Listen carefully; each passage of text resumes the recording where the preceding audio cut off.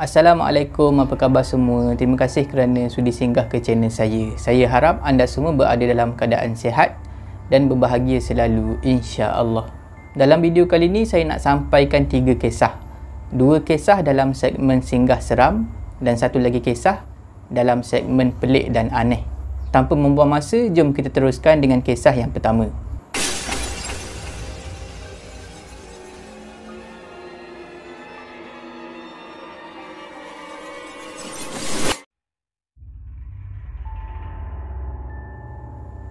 Selamat datang ke segmen singgah seram. Untuk kisah pertama ni saya akan gunakan nama samaran Azizul. Kisah ni berlaku pada tahun 2005. Masa tu Azizul masih lagi bersekolah. Lepas habis sekolah rendah, Azizul diterima masuk ke sebuah sekolah berasrama penuh di negeri Kedah. Azizul ni, dia adalah anak sulung daripada 5 orang adik-beradik. Adik-adik dia, 4 orang tu pada masa tu semuanya kecil-kecil lagi. Jadi Azizul ni dia nak jadi seorang pelajar yang baik lah, bagi contoh yang baik kepada adik-adik dia. Azizul pun masuklah sekolah tu. Masuk sekolah tu dia aktif lah. Azizul melibatkan diri dalam banyak aktiviti co-curriculum. Memang banyaklah pencapaian yang dia dapat. Azizul melibatkan diri dalam sukan, bola sepak, unit beruniform, dia masuk aktiviti kawat kaki, aktiviti kebudayaan pun dia masuk, di kibarat. Sedar tak sedar dah 2 tahun Azizul belajar di sekolah berasrama penuh tu. Rutin di asrama tu sama je setiap hari. Pada waktu pagi, semua pelajar di asrama tu akan keluar pergi ke kelas, menghadiri kelas. Sampailah tengah hari. Bila dah masuk waktu tengah hari tu, semua pelajar pergi ke surau untuk solat Zuhur secara berjemaah.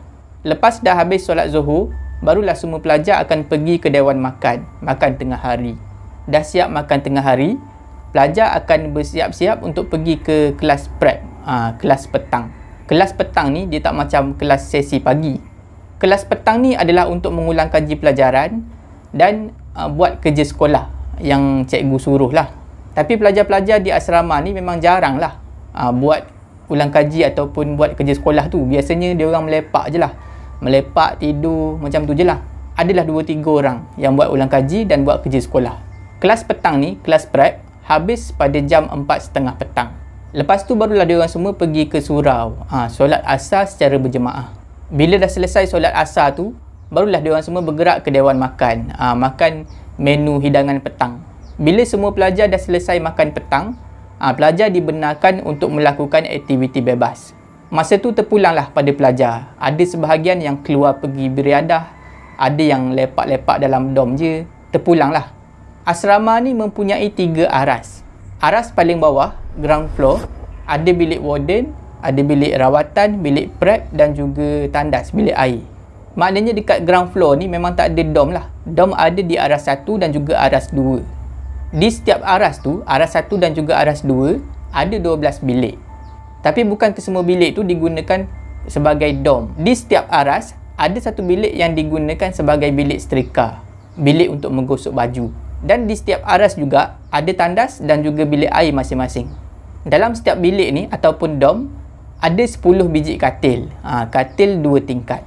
Maknanya dalam setiap bilik tu ataupun dom tu boleh memuatkan 20 orang pelajar. Dom Azizul terletak di aras 1. Katil Azizul pula terletak di bahagian atas. Katil 2 tingkat, Azizul tidur di bahagian atas. Dan katil Azizul ni terletak di belah kiri pintu masuk, bersebelahan dengan tingkap. Maknanya kalau baring dekat katil Azizul ni memang boleh nampak apa yang ada di koridor, sebab katil dia betul-betul di tepi tingkap. Sepanjang 2 tahun Azizul tinggal di asrama tu, memang dah banyak kisah-kisah misteri yang Azizul dengar daripada senior dia ataupun kawan-kawan dia sendiri. Macam-macam lah. Ada yang nampak benda tu, ada yang nampak benda ni, ada yang dengar macam ni. Tapi Azizul sendiri belum pernah mengalami apa-apa kejadian misteri. Sampailah pada satu malam. Pada malam kejadian ni, macam biasalah, waktu petang ada kelas prep, malam pun sama, ada kelas prep. Malam tu, selepas habis kelas prep, Azizul berjalan dengan 2 orang kawan dia daripada kelas prep tu nak pergi ke dewan makan. Bila dah selesai makan malam tu, Azizul pun keluar daripada dewan makan, berjalan seorang diri menuju ke arah dom. Yang 2 orang lagi ni, kawan Azizul ni, masih lagi belum selesai makan. Masih lagi di dewan makan lah. Azizul pun berjalan seorang diri, naik tangga menuju ke dom dia. Bila Azizul dah sampai dekat dalam dom, Azizul pun ambil lah buku-buku dia, alat-alat tulis dia semua, dia simpan dalam almari. Dah selesai simpan semua, barulah Azizul pergi keluar, pergi ke bilik air. Masa tu Azizul bawa lah berus gigi dia, ubat gigi dia semua. Sampai dekat bilik air, dia pergi kencing, dia gosok gigi. Memang macam tu rutin harian Azizul sebelum tidur. Bila dah selesai semua, barulah Azizul balik semula ke dom dia, naik atas katil dan bersedia nak tidur. Azizul pun tidur. Lebih kurang jam 3 pagi, tiba-tiba Azizul terbangun. Azizul terbangun sebab dia terdengar satu bunyi yang sangat bising. Masa tu Azizul tengok semua pelajar lain dalam dom dia semuanya dah tidur. Bunyi yang Azizul dengar tu adalah bunyi baldi kosong yang diseret di atas lantai. Dan bunyi tu kedengaran daripada arah luar, arah koridor di luar dom. Mula-mula bunyi tu jauh, tapi makin lama makin dekat. Bunyi tu seolah-olah datang daripada koridor tingkat atas. Lama kelamaan Azizul boleh dengar bunyi baldi tu diseret menuruni tangga.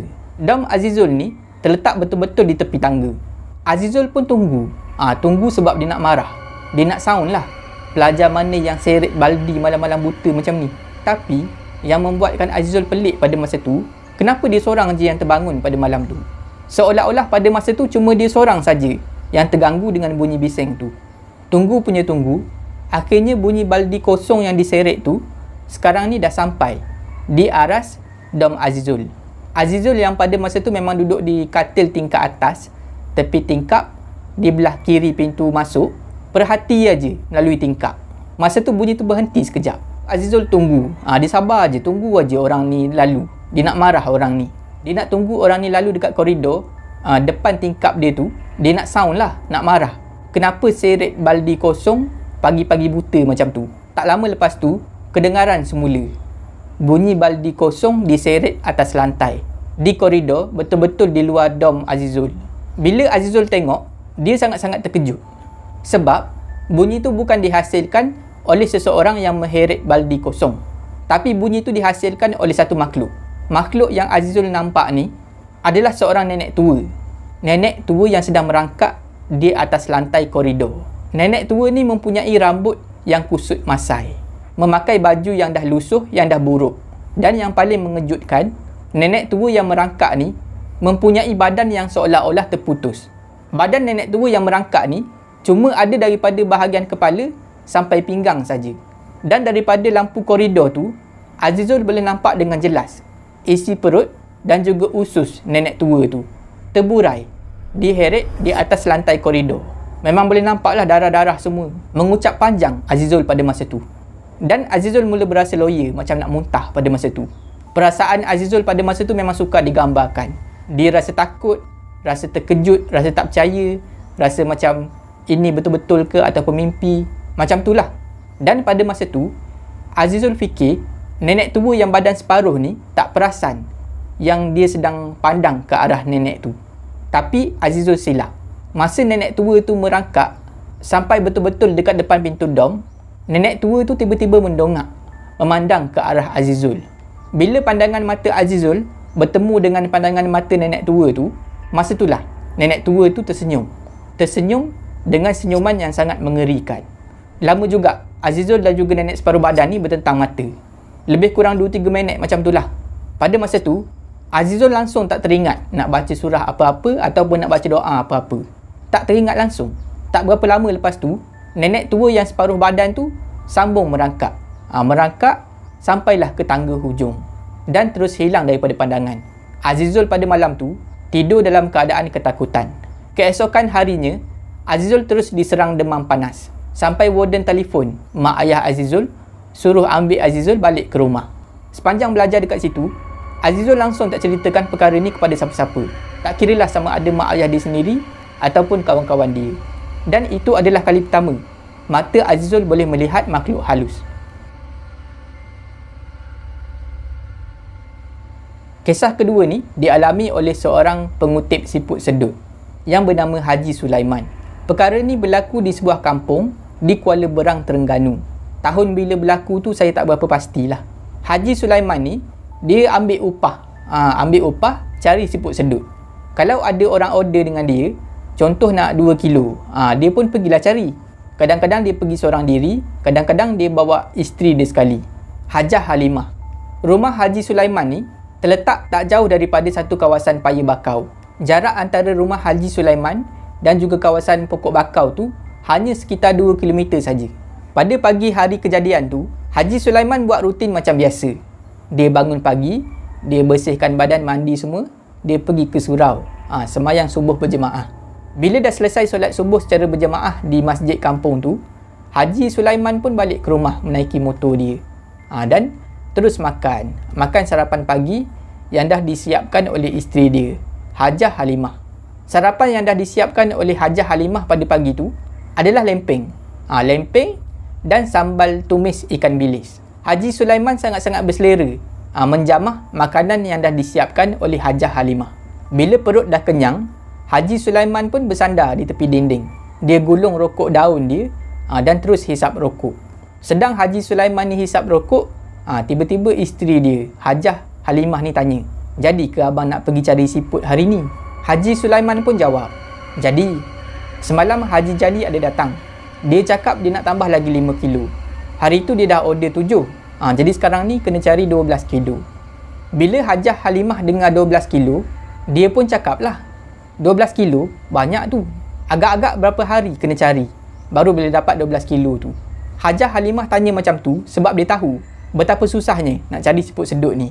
Pada hari-hari biasa, Haji Sulaiman dan juga Hajah Halimah ni turun cari siput sedut ni sama-sama, mengambil masa seharian, baru dapat sekitar 2 kilo. Kalau memang musim siput lain lah, sekali turun dah boleh dapat dalam 5-6 kilo. Tapi kalau bukan musim siput ni memang susah. Kena turun waktu pagi, lepas tu petang kena turun lagi, barulah boleh dapat banyak sikit siput. Ini kan pula nak cukupkan 12 kilo. Haji Sulaiman pun cakap, "InsyaAllah, lusa cukuplah 12 kilo. Semalam pun abang dah dapat 3 kilo. Pagi ni awak tak payahlah ikut, duduk kat rumah aja. Biar abang pergi sorang-sorang." Haji Sulaiman bangun, dia tukar kain pelekat dia, dia pakailah persalinan untuk pergi cari siput. Haji Sulaiman pun pakailah baju lengan panjang dan juga seluar trek yang dah lusuh, yang selalu dia guna untuk pergi cari siput. Hajah Halimah pula pergi siapkan bekal makanan. Dia letaklah lempeng dan juga sambal tumis ikan bilis. Dan dia ambil termos diisilah air kopi panas ataupun teh panas macam tu lah. Dia letak dalam termos tu, bungkus semua dan bagi kepada Haji Sulaiman. Haji Sulaiman pun ambil lah bekal tu. Dia turun ke bawah dan mula start motor. Haji Sulaiman pun pesan dekat isteri dia, Hajah Halimah ni, "Kalau abang tak balik tengah hari, maknanya abang sembahyang dekat sana lah. InsyaAllah, lepas asar nanti abang balik." Selain daripada bekal makanan dan juga termos air tu, Haji Sulaiman bawa bersama-sama dengan dia satu baldi yang berwarna biru, beserta dengan sebatang kayu yang pendek. Lepas dah berpesan kepada Hajah Halimah, Haji Sulaiman terus memulas throttle motor dia, motor Honda buruk dia tu, dan terus menuju ke arah paya bakau, tempat dia biasa mencari siput. Memandangkan jarak antara rumah Haji Sulaiman ni dan juga kawasan pokok bakau tu tak jauh, sekejap aja Haji Sulaiman dah sampai. Bila dah sampai tu, Haji Sulaiman pun parkinglah motor dia di bawah sebatang pokok ru. Dengan lafaz bismillah, Haji Sulaiman pun mula melangkah menuju ke arah kawasan paya bakau, tempat dia selalu mencari rezeki, mencari siput sedut. Masa pun terus berjalan. Sedar tak sedar dah malam. Jam menunjukkan pukul 8 malam. Hajah Salimah baru saja habis berdoa dan juga habis baca surah Yasin. Hati Hajah Halimah mula risau pada masa tu. Suami dia masih lagi tak balik. Hajah Halimah terus menunggu. Bila jam dah menunjukkan pukul 9 malam, Hajah Halimah dah mula jadi tak tentu arah. Hajah Halimah ambil handset dia dan telefon anak sulung dia yang bernama Raziman. Raziman ni tinggal di kampung tu juga, cuma rumah yang berlainan. Hajah Halimah pun bagi tahulah pasal Haji Sulaiman ni tak balik-balik lagi. Bila anak sulung dia dapat tahu yang ayah dia ni memang tak balik lagi, Raziman pun call kawan-kawan dia 3 orang. Dan diorang semua terus menuju ke arah paya bakau, tempat ayah dia selalu pergi cari siput. Sampai di kawasan paya bakau tu, Raziman nampak motor ayah dia elok aja parking dekat bawah pokok ru. Dan bila dia tengok dalam raga motor tu, ada bekal makanan. Dan bila dibuka, Raziman nampak bekal makanan tu masih lagi belum disentuh. Raziman mula rasa takut ada benda tak elok berlaku kepada ayah dia. Raziman dan juga 3 orang kawan dia ni segera mencari mencari Haji Sulaiman di kawasan tu. Tapi diorang tak jumpa. Bila tak jumpa, Raziman pun segera menuju ke arah balai polis dan buat laporan. Bila pihak polis dah menerima laporan daripada Raziman, pihak polis terus bertindak. Diorang tubuhkan satu pasukan. Pasukan yang terdiri daripada anggota polis, anggota bomba dan anggota Jabatan Pertahanan Awam. Pasukan ni terus bergerak menuju ke arah Paya Bakau dan terus menjalankan misi mencari dan juga menyelamat. Pihak keluarga Haji Sulaiman pula cari seorang pengamal perubatan tradisional sebab diorang khawatir kalau kehilangan Haji Sulaiman ni ada kaitan dengan perkara-perkara gaib. Tapi semua usaha tu sia-sia. Haji Sulaiman masih lagi belum dijumpai. Lebih kurang jam 4 pagi, akhirnya datanglah seorang ustaz muda ni. Ustaz muda ni datang dekat kawasan Paya Bakau tu dan minta izin. Dia nak azan di kawasan tu. Diorang semua pun bagilah izin kepada ustaz ni. Bila dah dapat izin, ustaz muda ni pergi dekat depan sebatang pokok yang besar ni. Dekat kawasan Paya Bakau tu, ada sebatang pokok yang besar. Ustaz muda ni berjalan dan berhenti betul-betul di depan pokok besar tu. Ustaz muda ni mula laungkan azan. Dah habis sekali, dia ulang lagi azan. Ustaz muda ni azan sebanyak 7 kali. Selepas selesai laungkan azan sebanyak 7 kali, ustaz muda ni solat. Dia buat solat sunat hajat pada masa tu, 2 rakaat. Tak lama lepas tu, tak sampai 15 minit, kawasan tu mula bising. Katanya dah jumpa Haji Sulaiman. Haji Sulaiman dijumpai di sebatang pangkal pokok bakau ni. Dijumpai dalam keadaan yang letih, lesu. Dan Haji Sulaiman tak dapat bercakap pada masa tu. Masa tu kumpulan paramedik memang dah ada di lokasi. Jadi anggota pasukan ni segera bawa Haji Sulaiman pergi dekat anggota paramedik tu untuk menerima rawatan. Masa diorang jumpa Haji Sulaiman tadi, tangan Haji Sulaiman masih lagi memegang baldi yang berwarna biru, penuh dengan siput sedut. Haji Sulaiman tak pernah lepaskan baldi biru tu sampailah dekat paramedik. Masa Haji Sulaiman sedang menerima rawatan daripada paramedik tu, adalah seorang anggota bomba ni datang dekat Haji Sulaiman dan tanya, "Pakcik, sekarang ni agak-agak dah pukul berapa?" Haji Sulaiman pun jawab, "Pukul 7 lebih kot." Lepas tu anggota bomba tu cakap, "Sekarang ni dah pukul 4.30 pagi." Haji Sulaiman terkejut bila dengar anggota bomba tu cakap macam tu. Masa tu sebenarnya Haji Sulaiman ni macam tak berapa nak percaya kata-kata anggota bomba tu. Bomba tu cakap pukul 4.30 pagi. Jadi Haji Sulaiman ni dia cakap dengan anak dia, Raziman tadi. Dia minta Raziman ni tunjukkan jam dekat dia. Raziman pun tunjuklah jam tangan dia. Bila Haji Sulaiman tengok, memang betul dah pukul 4.30 pagi. Rupanya Haji Sulaiman dah berlega-lega di kawasan tu hampir 19 jam, seorang diri dalam gelap. Haji Sulaiman pun bercakaplah dengan Raziman. Katanya Haji Sulaiman ni tak pergi mana-mana pun.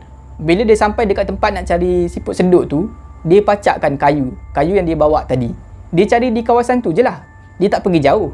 Dia pergi cari siput sedut, lepas tu dia akan datang balik dekat kayu yang dipacak tadi. Maknanya memang dia tak akan boleh pergi jauh. Dia akan pergi di kawasan yang sama saja. Dan pada masa tu dia tak sedar masa berlalu. Dia pun tak tahu macam mana dia boleh berada di pangkal pokok bakau tu.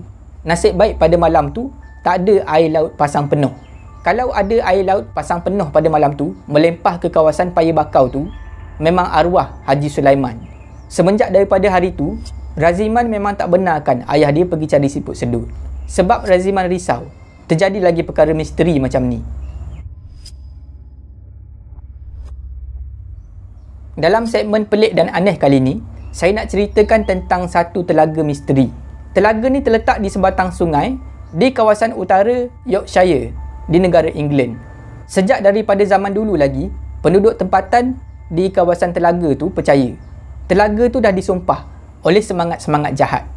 Apa sahaja objek yang terkena air di kawasan telaga tu akan bertukar menjadi batu. Telaga ni dikenali sebagai Petrifying Well, juga merupakan salah satu lokasi pelancongan tertua di negara England. Ramai pelancong-pelancong daripada luar negara datang ke England untuk pergi ke telaga tu sebab nak tengok sendiri fenomena aneh yang berlaku di telaga tu. Apa sahaja yang berada di sekitar telaga tu, tak kiralah ranting ke, daun ke, bangkai burung ke, semuanya berubah menjadi keras, menjadi seperti batu. Selain daripada tu, bentuk telaga tu sendiri lain daripada telaga yang lain. Telaga ni mempunyai rupa bentuk seakan-akan satu tengkorak gergasi yang menguatkan lagi kepercayaan orang ramai tentang mitos telaga ni disumpah oleh semangat-semangat yang jahat. Dekat telaga tu ada banyak objek-objek yang ditinggalkan oleh pelancong. Ada anak patung, ada tongkat, ada cerit, ada kasut, ada stokin. Pelancong-pelancong ni semua tinggalkan dekat situ. Dan sampai satu masa, diorang akan datang balik ke telaga tu. Dan bila diorang tengok, benda-benda tu semuanya dah bertukar menjadi batu. Ada seorang pengunjung ni, nama dia Monty White. Dia memang selalu datang dekat telaga tu. Setiap kali datang, dia akan buat pemerhatian. Berdasarkan pemerhatian dia perasan kalau objek yang ditinggalkan tu tak ada liang. Maknanya tak ada ruang untuk sesuatu masuk. Objek tu akan mengambil masa lebih lama untuk bertukar menjadi batu. Lebih kurang 18 bulan. Tapi, kalau objek yang ditinggalkan tu ada banyak liang. Contohnya macam patung teddy bear, patung beruang. Kalau objek-objek macam ni ditinggalkan, akan mengambil masa lebih singkat untuk bertukar menjadi batu. Masa yang diambil lebih kurang 6 hingga 12 bulan. Telaga ni dah wujud lama dulu, sejak abad ke-15. Masa tu penduduk setempat memang cukup takut dengan telaga ni. Takut nak pergi lalu, takut nak pergi hampir dengan telaga tu. Takut kalau-kalau disumpah. Perkara tu berubah bila ada seorang lelaki ni. Lelaki ni, dia buat pemerhatian dan dia beritahulah kepada orang ramai. Dia beritahulah, sebenarnya air di telaga ni tak bahaya. Tapi sebaliknya, air di telaga ni mempunyai khasiat yang cukup tinggi. Boleh menyembuhkan penyakit. Daripada situlah, telaga ni mula menjadi pusat tumpuan orang ramai. Ada yang pergi minum, ada yang pergi mandi menggunakan air telaga ni. Telaga tu mula berubah daripada lokasi yang ditakuti menjadi pusat tumpuan orang ramai. Pada tahun 1630, raja yang berkuasa pada masa tu, King Charles, jual petrifying well ni beserta dengan tanah-tanah di sekeliling tu kepada seorang lelaki tempatan. Lelaki tu bernama Slingsby. Masa Slingsby beli tanah beserta dengan telaga tu memang dah famous. Jadi Slingsby ni dapat idea. Dia nak bangunkan kawasan tu, nak jadikan pusat pelancongan. Dan rancangan dia berjaya. Makin ramai pelancong-pelancong daripada luar datang ke situ nak tengok telaga tu. Fenomena misteri yang berlaku di telaga ni akhirnya terungkai lebih kurang 150 tahun yang lalu. Bila ada sekumpulan saintis pergi buat kajian dekat telaga tu. Diorang ambil sampel air telaga tu dan dia mula buat kajian lah di makmal. Analisis ujian makmal tu mendapati air di telaga tu mempunyai kandungan mineral yang sangat tinggi. Bila air tu mempunyai kandungan mineral yang tinggi dan air tu mengalir di satu objek yang mempunyai rongga, objek tu dengan semula jadinya akan berubah menjadi keras, menjadi mineral. Dan proses tu boleh mengambil masa minggu ataupun bulan. Proses ni dinamakan proses petrification. Dan ini adalah fenomena semula jadi. Telaga ni memang tak ada unsur-unsur sumpahan. Sumpahan daripada semangat-semangat jahat. Macam yang diperkatakan daripada zaman dulu. Setakat itu saja video saya pada kali ini. Saya harap anda semua terhibur. Jika anda suka dengan video ni, jangan lupa like, share dan komen video ni. Jangan lupa subscribe dan tekan butang loceng untuk dapatkan notifikasi video saya yang seterusnya. Bagi anda yang nak berkongsi kisah seram, boleh hantar ke alamat email yang tertera dekat bawah. Janganlah takut kepada makhluk, tetapi takutlah kepada pencipta sekalian makhluk. Semoga kita bertemu lagi di video saya yang seterusnya. InsyaAllah. Assalamualaikum.